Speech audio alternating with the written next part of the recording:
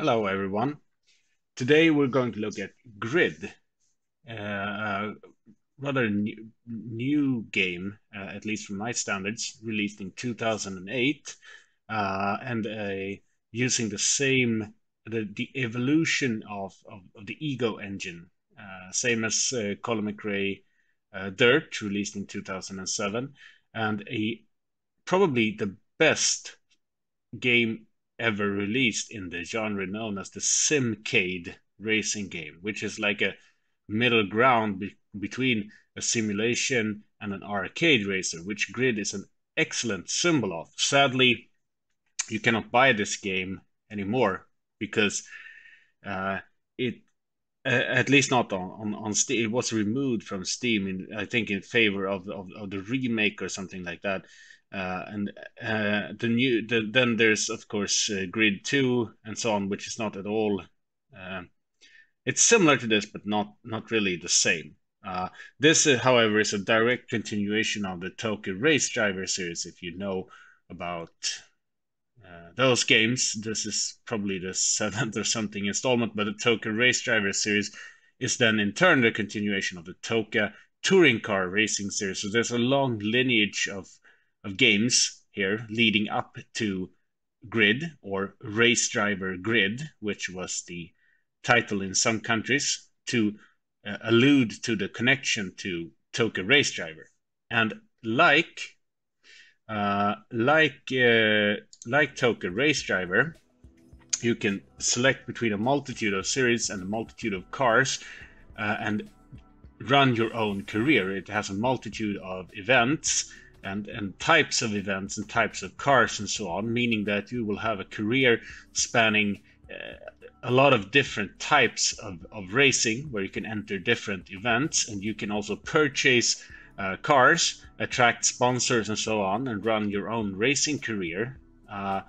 This is a main part of the game where you progress by making money, and then you can enter new types of events across different regions.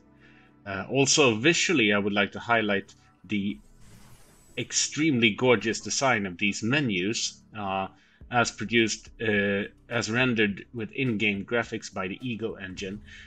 This is probably one of the slickest designs ever in a menu system for a game. But you have events ranging from GT cars to American stock car racing, which is basically figure-8 racing, to tuner cars, to various types of sprint races, so on.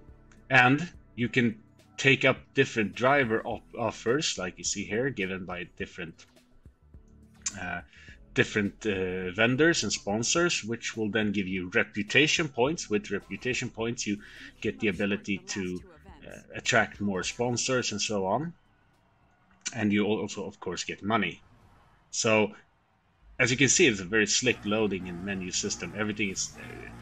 and this game actually was, even if released in 2008, the Ego engine is actually a great graphics engine, which makes this game still actually look presentable. Even today, in 2021, this actually looks quite good. And the best part of Grid is that there is no other, in my opinion, no other simcade game that is even close to feeling as good to race as Grid does. It feels exceptionally good to play. It works well with the steering wheel, and it feels equally as good with a controller. Keyboard is quite out of the question, given that it's still a simcade, so it has simulation elements to the handling, which makes it not completely like an arcade game where you just mash the throttle. You need to drive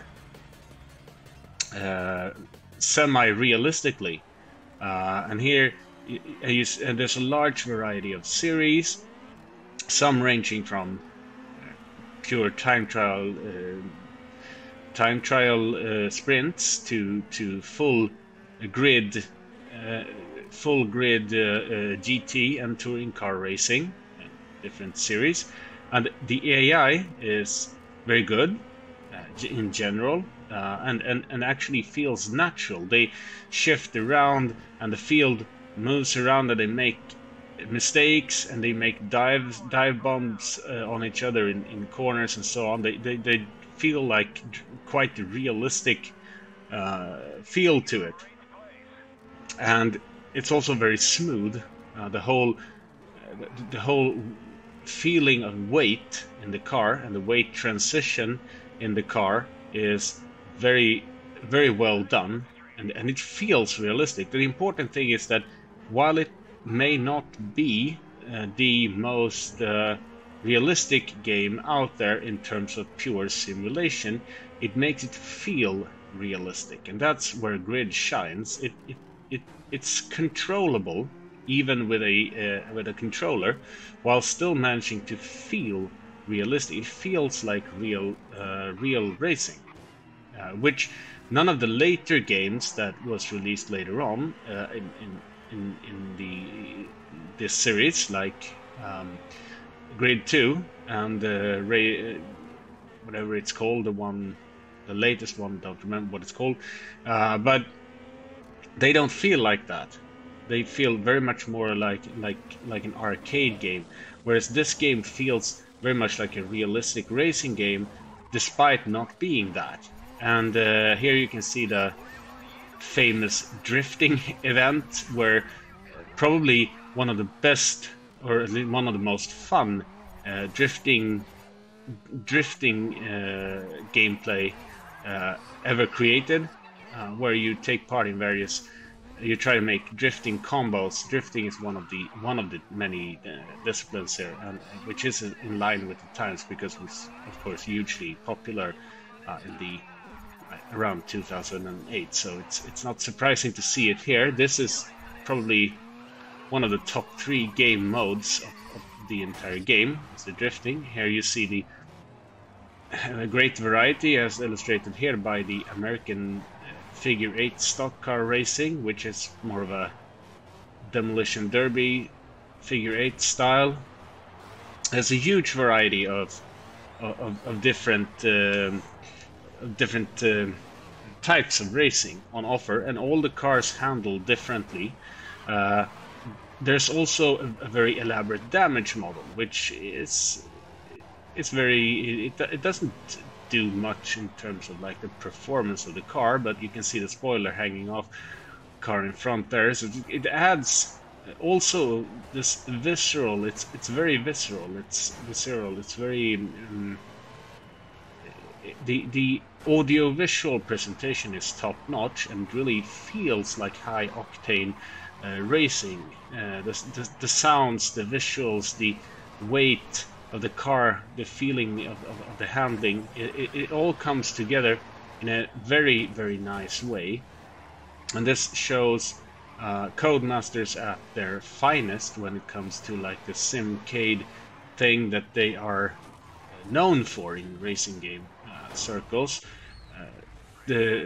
Also illustrated by Colin McRae Dirt, released the year before, which is also an excellent simcade rally game. But this is really a pinnacle of to me is the pinnacle of the TOCA Race Driver series, which before this, of course, TOCA Race Driver 1, 2, and 3 are excellent games, which are exactly in the same vein as this, with different types of cars and series and so on. TOCA Race Driver 3 even featuring monster trucks and rally racing and all sorts of things.